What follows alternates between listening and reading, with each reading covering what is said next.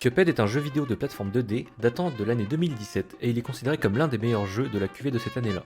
Cependant, un journaliste du nom de Dean Takahashi avait considéré que le jeu n'était pas à la portée de tous, à la suite d'un essai du jeu auquel il avait pu participer avant sa sortie. Je pense qu'il était utile de montrer mon expérience du jeu. Les développeurs vont laisser sur le carreau un paquet de joueurs encore moins bons que moi. S'il ne vise que les joueurs adeptes de jeux difficiles, je pense qu'il devrait le signaler. Heureusement, ou malheureusement pour lui, il a pu enregistrer un extrait de sa séquence de jeu. On peut voir sur cet extrait que le journaliste a du mal à comprendre comment sauter au-dessus de ces obstacles, alors que le jeu lui écrit littéralement comment le surmonter. Nous sommes en droit alors de nous demander, est-ce que c'est à cause du tutoriel que notre journaliste n'arrive pas à avancer? Bonjour, ici Alexandre Huynh de l'EPSI de Brest, et c'est en collaboration avec Gulvenkado et Alan Rouet que nous allons aborder la question du game design dans les tutoriels des jeux vidéo.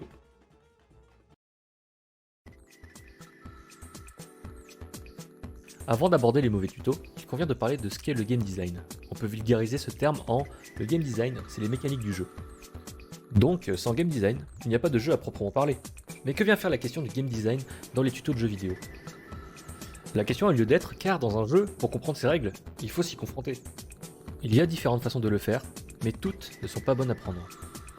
Il y a notamment les tutos que je considère papapoule, car ce sont des tutos où littéralement, le joueur est beaucoup trop pris par la main. Parfois, le jeu est trop envahissant et empêche le joueur de jouer. Sur cet extrait, on peut voir que le joueur est sans cesse interrompu par le jeu. Les bancs noirs que vous pouvez voir signifient que le joueur ne peut pas effectuer d'action, ce qui peut amener à cette réaction-là.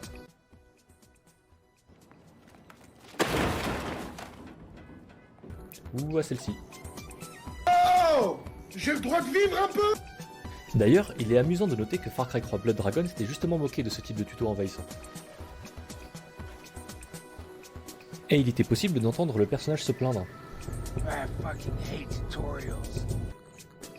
Il existe aussi des tutos qui ne disent rien aux joueurs, mais je les considère plutôt comme des bons tutos, et nous allons voir pourquoi je les considère ainsi.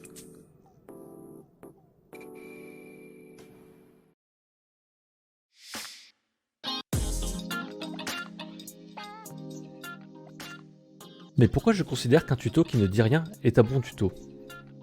C'est parce que nous sommes dans un média différent des autres, un média où l'on peut interagir avec l'univers qui se profile sous nos yeux.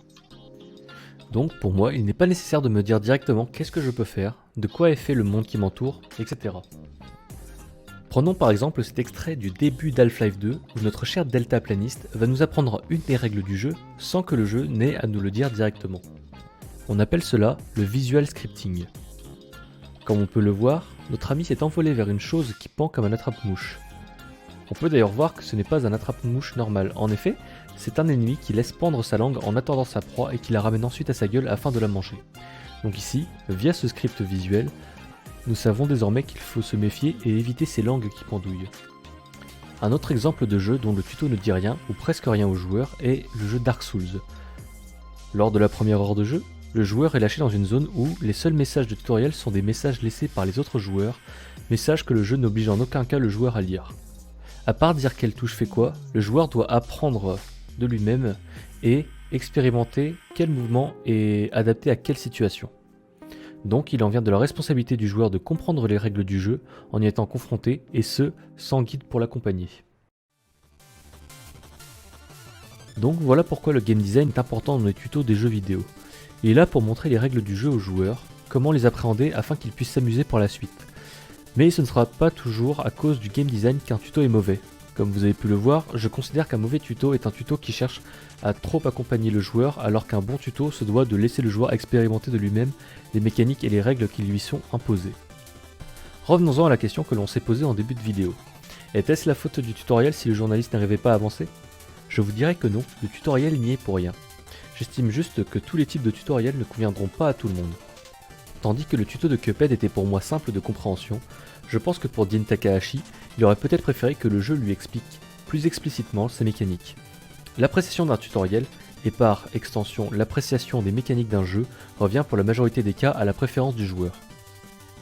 Tout le monde n'apprécie pas forcément la même chose, mais le jeu vidéo est si varié et si riche dans sa globalité qu'il arrivera à combler n'importe quel type de personne, du joueur le plus néophyte au joueur le plus féru du média vidéoludique. C'était Alexandre Huynh, Gulvenkado et Alan Rouet du Brest Open Campus pour Enseignement Solidaire.